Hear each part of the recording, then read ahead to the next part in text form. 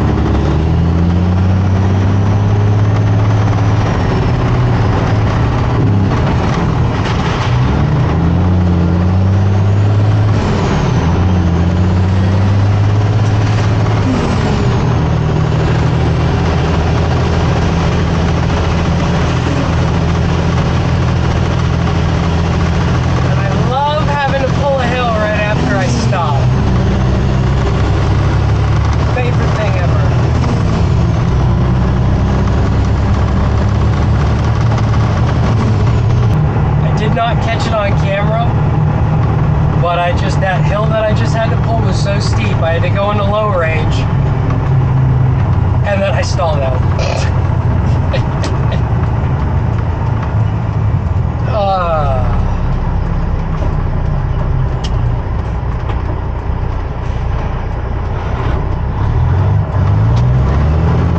She did not like that hill. It's tight areas.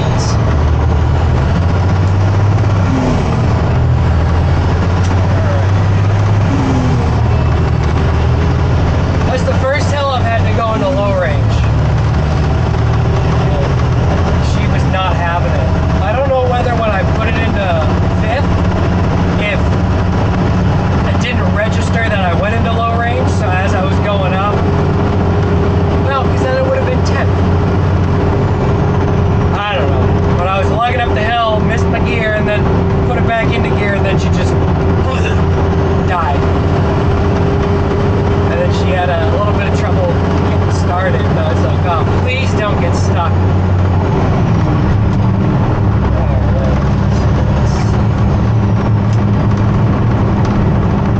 So these aren't above ground tanks, they're gravity drops. So let's try and see. I briefly looked where it was.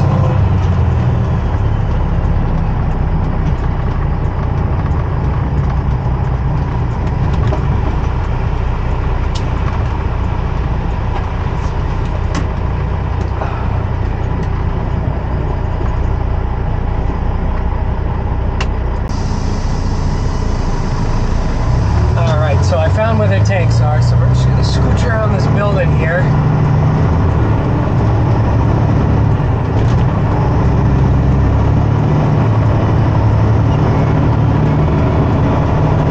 Once I pull up, I'll catch back up with you guys. Alright, so these are above ground tanks, but they're below me, so I can gravity drop. So once I vent the vapor, you'll see some of it condensated, so I just grab the bucket and catch the rest of the product. The clear diesel is a 4-inch connection, so I can use my regular drop hose in order to drop the product. Being my first time here, and it's some tight areas so the trucks can still get by me, my hose looks kind of wonky, but it'll still work. You can see I'm kind of contemplating what I want to do. But then I just say screw it, and the hose drops once the product goes through it. And now we wait. And you'll see I use my 4-to-3 reducer and my pump hose for the dyed because it's a 3-inch connection instead of a 4.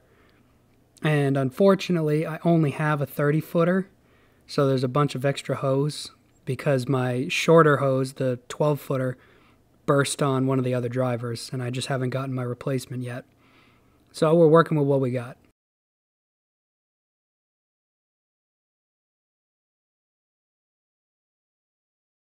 Now that the clear diesel's done, I'm draining out the remainder and disconnecting the hose, and then I can start dropping the dyed.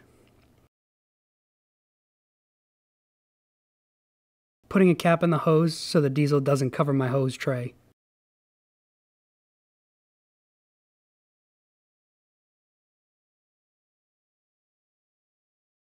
And then we'll put the hose away, clean up our workspace. And now we're going to be opening up the manifolds and the belly valves to drain all of the products together.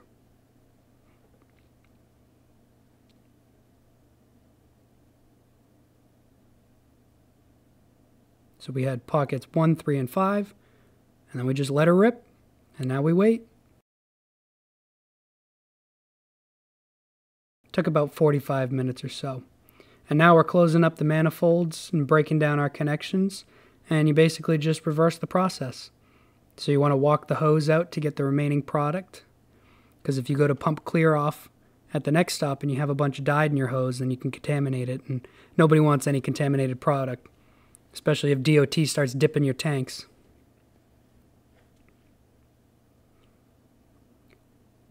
And then we just put the hoses away, and then we'll put the vapor hose back on top because I didn't need it, so we're just getting it out of the way. Disconnect the reducer.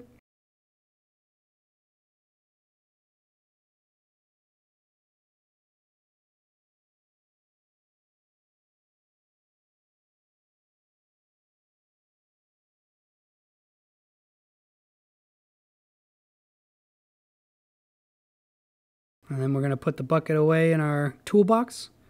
And then this stop is done.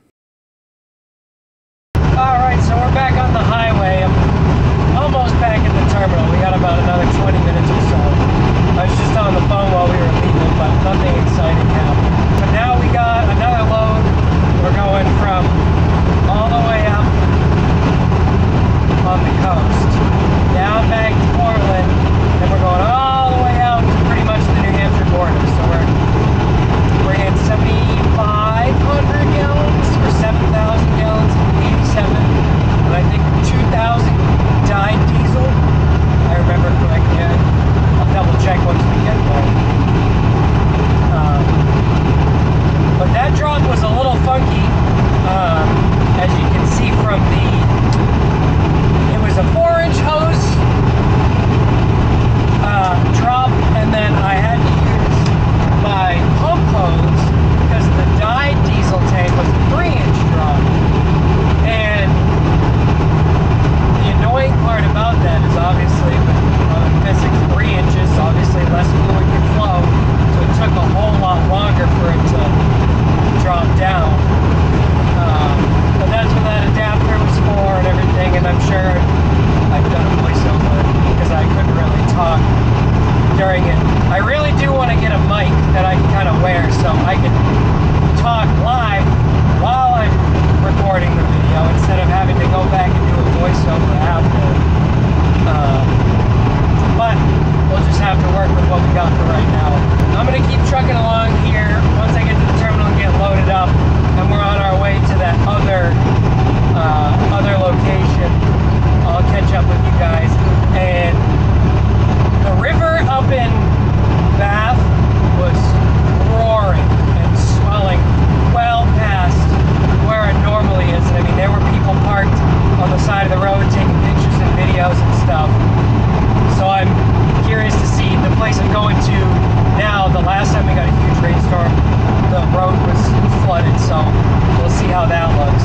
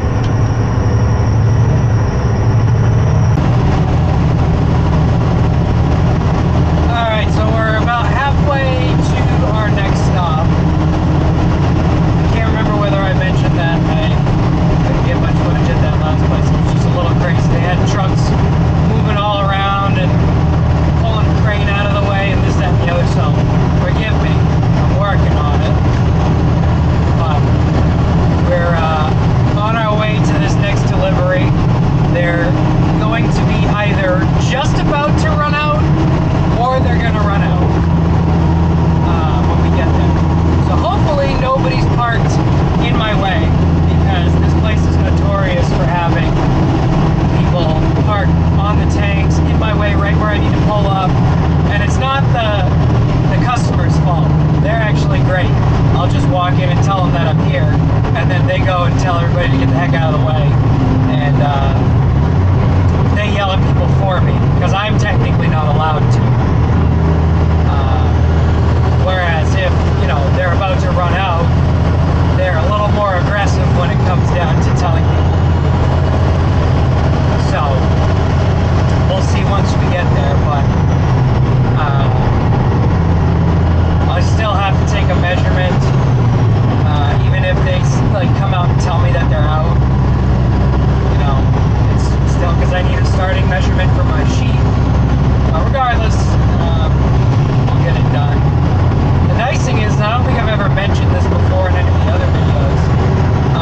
A lot of places, especially a lot of the newer stations that you'll deliver to, have some sort of measuring system. So the one at this place, it's a Veeder Root. I don't know the names of any other brands of metering systems, so we always call them Veeder Root. It's like, you know, a cotton swab, everybody calls them Q-tips, but Q-tips are actually, it's a company that makes cotton swabs. So I just call them all Veeder Root. But it's nice, those that don't know, you just walk in, you can poke the button, it'll tell you what the tank can hold, so your 90% ullage. So that's the max that you can put in for the 90%, which is nice. So instead of going and checking your sheets, you can just pull the Veeder Root. It'll tell you that, it'll tell you the quantity of water at the bottom, it'll tell you when you're overfilling. If you do this one, it's set a little low, so there's the clearance. So usually, like in today, when I stuff it, the alarm will probably go off, but it's not a big deal. I'll just go and reset it. But it'll print out all of the products, all of the tank sizes, all of the tank quantities, what's in there, what it can fit, the total capacity of the tanks. So it's a very useful tool to use, and that's how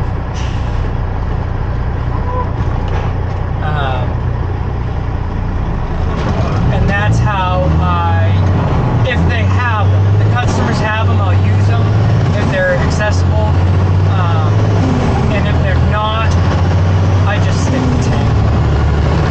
So the other thing is usually, well, at least this is how I was trained.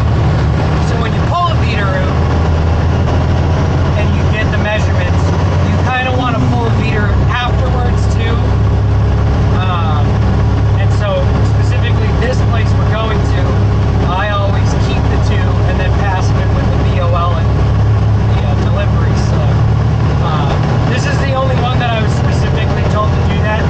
I don't know why I don't do it at other places, or why I'm told specifically only this place you have to do it. Don't know. I just do what I'm told. But I usually pull one after the fact, especially if I'm dropping multiple products. And I believe it goes off, so when you pull your VOL from the terminal, it'll have your gross and your net gallons. And I believe, and somebody can correct me if I'm wrong, the way that it was explained to me is the gross gallons is like what you ordered, you pulled. The net is based off of like temperature and expansion and this, that, and the other. So like, I think it's on colder days, they pump more in. So technically, the net gallons would be higher for when it cools down and condensates, or no. I think it's when it's hotter out, the net gallons is higher. But regardless, so I believe the Veeder Root measures the net gallons in the tank. So when you're going off of the number of, like, say, like I've got 9,000 regular, and it's, shouldn't be doing this while I'm driving, it's 9120 for net. So I could drive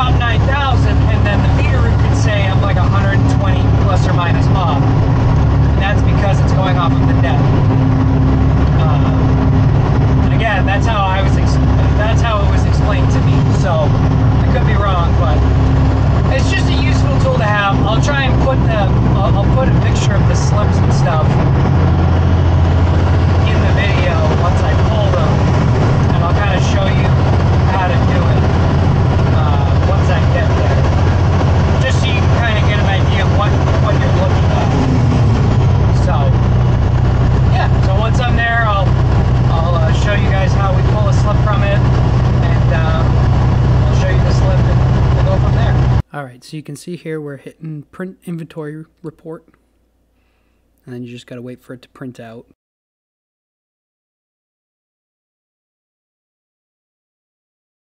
Then you can tear it off. And then if you're looking at it, you can see that the top tank is unleaded. So right there you see capacity. So that's the max capacity that the tank can hold. The gross, and that's what I was talking about earlier, the gross versus the net, you can see there's about roughly a 60-gallon difference. So underneath it, it'll tell you level. Some will say inches. It all depends on specifically what program and system they're using. But so right there it says it's at 40.89. So usually we do it in half-inch increments, so I would round that up to 41 inches. The temperature I don't do anything with. And then right underneath there, ullage, so that's the 90%. So that's the amount of gallons you can put in that would bring the tank to its 90% capacity. So that's actually the amount that you can put in. So this was actually on a different day. It was the next day after I recorded this video. I remember in the video, I think it said I had 7,000 gallons. So there you can see it's 6,004 gallons is the ullage. And then underneath it is the water volume and the water inches. When I'm writing my sheet down, if it's anything under an inch, I write 0. Because when you use your stick, if you were to put the water paste on it, nothing will show up unless it's an inch or higher, is what I was told. And then you can see underneath, it's all the same stuff for the premium tank and the diesel tank. Obviously the numbers are different, but this is just a useful tool so you can go in, instead of sticking every single tank, taking the time to do that, you can just quickly print this out and see where it is. So actually you can see the ullage is at 95% up at the top there. It depends on where you go, how they set it, but this is just a useful tool, like I said, in order to be able to efficiently do your job and not make any mistakes. But with that, I also forgot to record an outro, so I appreciate you guys watching. And I'll see you in the next one.